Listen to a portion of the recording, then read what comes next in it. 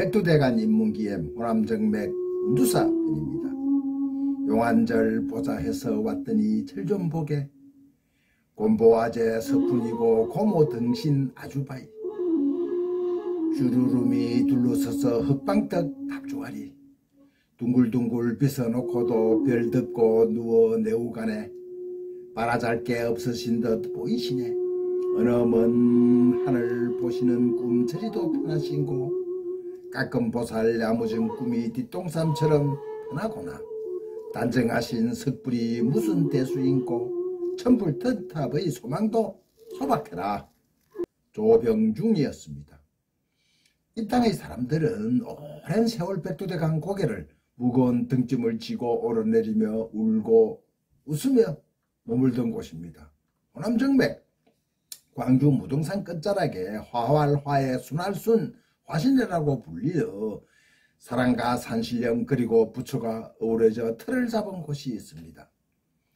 화순엔 천불천탑, 우주의 별자리 칠성바위, 언젠가 일어날 와불이 누운 운주사는 천년 중생의 등짐을 나누어 지며 미륵을 기다린 곳이기도 합니다. 운주사란 절 이름은 한반도를 풍수적으로 볼 때 망망대해를 헤쳐나가는 큰 배 모양을 한 땅에서 비롯되었습니다. 우리나라 비보 풍수의 대가 옥룡자 도서는 한반도를 배 한 척의 형상으로 보았습니다. 호남평야에는 영남보다 높고 무거운 바위산이 적어 배가 한쪽으로 기울 것이라 염려하여 도서는 비보 대책으로 배의 균형을 맞추고자 천불천탑과 우주의 별자리로 중심을 잡아 눌러 놓았습니다. 이 전설을 뒷받침하듯 운준사에서 멀지 않은 곳에 돛대봉이 있고 돛대봉에는 돛을 달고 운준사에서 노를 젓는 형세라 여겼습니다. 운준사를 지을 때 산신령들이 회의를 열었다는 중장터가 멀지 않고 산신령들이 해를 묶어놓고 작업하였다는 일봉암도 가까이에 우뚝 솟아있습니다. 대단한 발성이 아닙니까?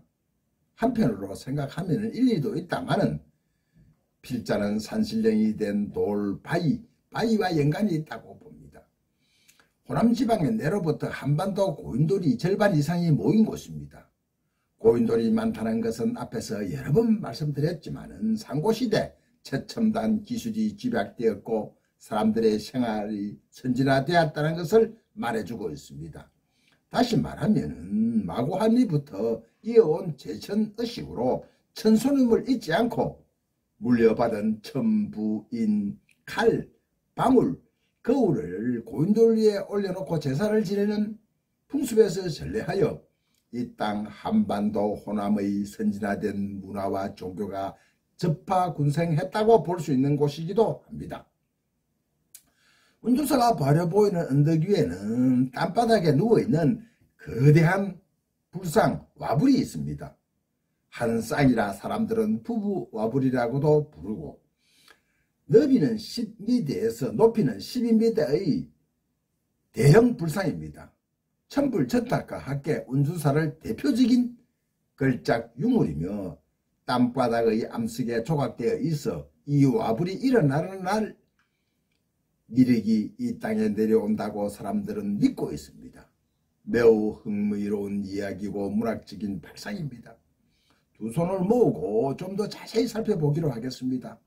바닥에 큰 암석에 불상을 조각하여 세우려다 여의치 않자 그대로 둔 것처럼 보입니다. 우리가 알고 있는 통상 와불을 하면 석가모니 부처님께서 열반에 드시는 모습인데 운주사 와불의 형태를 보면 일반적으로 알려진 와불처럼 가로놓은 형태가 아니라 엉뚱하게 누워 가부좌를 털고 있는 모습입니다. 또 와불과 지면 사이에는 결이 나 있는데 이 결을 따라 암석을 쪼갠 흔적이 발 쪽으로 보면 밑에 보입니다. 다시 말해 원래 계획대로라면 암석의 결을 따라 와불을 쪼개서 일으켜 샤워를 했던 것입니다. 그러나 어깨 부분의 결이 사라졌는데 이 부분이 암석이 생각 이상으로 커서 이대로 세우면 불상이 부러지기 때문에 그대로 둔 것으로 보입니다. 만약 계획대로 되었다면 운주사 와벌은 국내에서 손꼽히는 높이의 돌부처가 되었을 것입니다. 사람들은 이 와불이 일어나면 미래가 도래하고 새로운 세상이 열린다고 입을 모았습니다. 물론 땅바닥 암석에 새겨져 있기 때문에 일어날 수는 없겠지만 만약 강력한 힘이나 지각 변동이 일어나면 이 와불은 다시 일어날 수도 있다고 믿었던 것입니다. 말쟁이들은 도선대사가 하늘에서 석공을 불러 하룻밤새 불상과 불탑을 1000개씩 만들도록 했는데 석공이 와불을 만드는 중 도승국탑 밑에서 수발하던 동자성이 일을 하기가 싫었다고는 소리를 내자 하늘로 올라가 미안성으로 되었다는 것입니다. 도선대사가 하룻밤 사이에 천불천탑을 세우렸다는 전설을 간직하고 있는 운주사는 나지막한 야산 분지에 있는 고려시대의 절터이기도 합니다. 저를 처음 지은 연대는 정확하지 않으나 고려중기 말부터 매우 번창했던 사찰로 보입니다.